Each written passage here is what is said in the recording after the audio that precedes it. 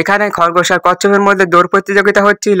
আমরা সবাই জানি খরগোশের গতি তো বেশি না, তাই খরগোশ শর্টকাট নেয় আর একটা টেলিফোন বুথে গিয়ে তারপর কচ্ছপ তার সমস্ত বন্ধুদের কল লাগায়। একটা কচ্ছপ তো ছিপ দিয়ে মাছ ধরতেছিল, আরেকটা তো স্নান করে টাওয়াল পরে বেরিয়ে আসে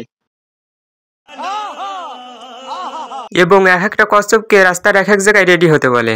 খরগোশ তো আপন মনে স্লাইডিং করতে করতে যাচ্ছিল, তারপর হঠাৎই খরগোশ কচ্ছপকে দেখতে পায় আর কচ্ছপকে দেখে সে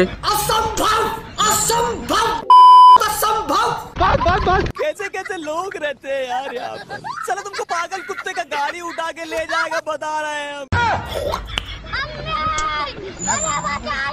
কত হিম্মত একবার দেখি। খরগোশ এবার কোথাও না দাঁড়িয়ে এক ছুটে ফিলিস্টাইন ক্রস করে ফেলে। তারপর খরগোশ মনে মনে ভাবতে থাকে আমি কচ্ছপকে হারিয়ে দিয়েছি।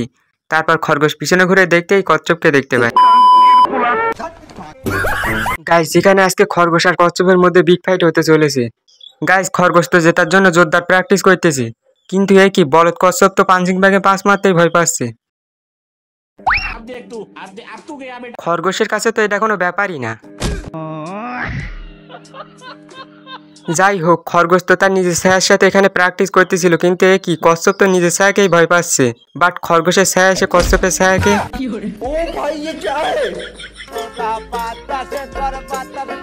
যাই হোক, এবার শুরু হবে এদের বিগ ফাইট। বলদ কচ্ছপ অনেক কষ্টে চেয়ারে উঠে বসে।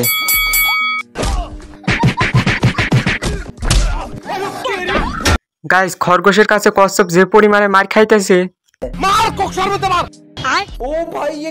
খরগোশ দৌড়ে গিয়ে একটা বিন নিয়ে আসে।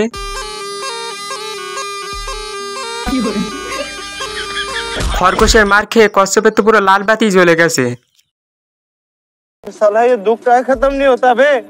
কচ্ছপ খরগোশের সাথে ফাইট করার একটা বই দেখতে পায়, তারপর বইটা খুলে দেখে আমি পারি না আর পারি না। তুমি জানো না আমি ইচ্ছা করলে তোমার চুলকানির মলম লাগাই দিবার পারি। বইটা দেখার পর কচ্ছপ এত বেশি রেগে যায় যে বইটাই ছিঁড়ে ফেলে।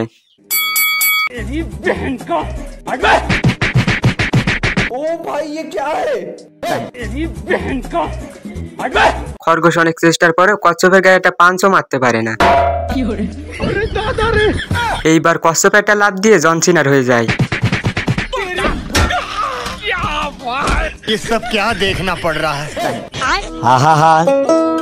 প্রথম খলসটা উঠিয়ে দেখে, তারপর দ্বিতীয় খলসটা উঠিয়ে দেখে, তারপর তৃতীয় খলসটা উঠিয়ে দেখে। बाहर निकाल। अरे मुझे चक्कर आने लग गया। ओ भाई ये क्या है? কচ্ছপ উপর থেকে পুরো বিষয়টা দেখে ফেলে। তারপর কচ্ছপ একটা চমক বের করে আর তখনই চম্বুক তার খেল দেখাতে শুরু করে।